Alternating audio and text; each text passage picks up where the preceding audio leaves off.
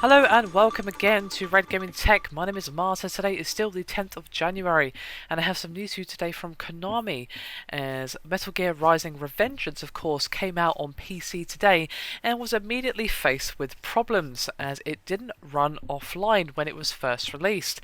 Now, dozens of users were reporting on the game's Steam page that they couldn't play the game if they were playing offline, which is rather strange given that Revengeance is of course a single player only game. Now, the Steam store page said nothing of the restriction, but it does seem that this was pretty much an error on Konami's part, and Konami has said that they fixed the bug which meant that PC version could not be played offline.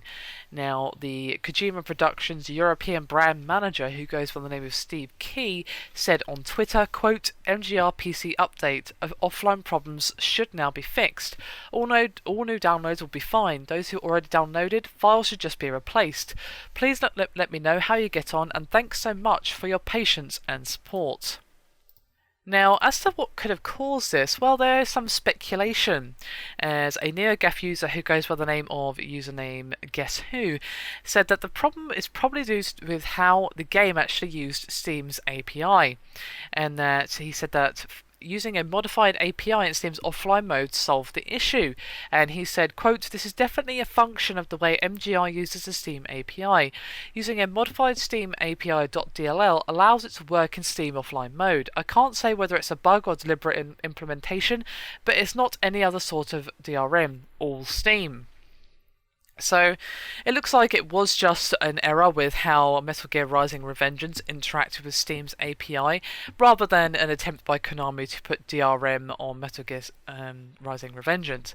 Now, it wouldn't really make a lot of sense for Konami to place that kind of thing on a single-player-only game, especially considering that it wasn't restricted at all on any of the other platforms it's been on, and given that every other online-only single-player game has been met with catastrophe, I wouldn't think that Konami would be silly enough to try that, and definitely not considering how quickly they fixed the problem.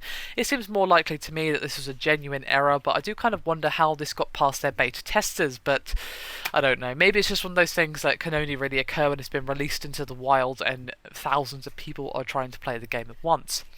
Regardless of the reason and cause though, Konami has said that they have fixed the problems, but of course if you do still find any more problems, then I'll suggest you tweet at Steve Key, who is at Stephen_Key, and that's Steven, not PH, that's VEN, and let him know that you're still having problems, because he seems to be the man who's dealing with all this at the moment. So if you still are suffering from these problems, do let him know, and I'm sure Konami will get right on it, but it seems like the problem has been fixed for most people.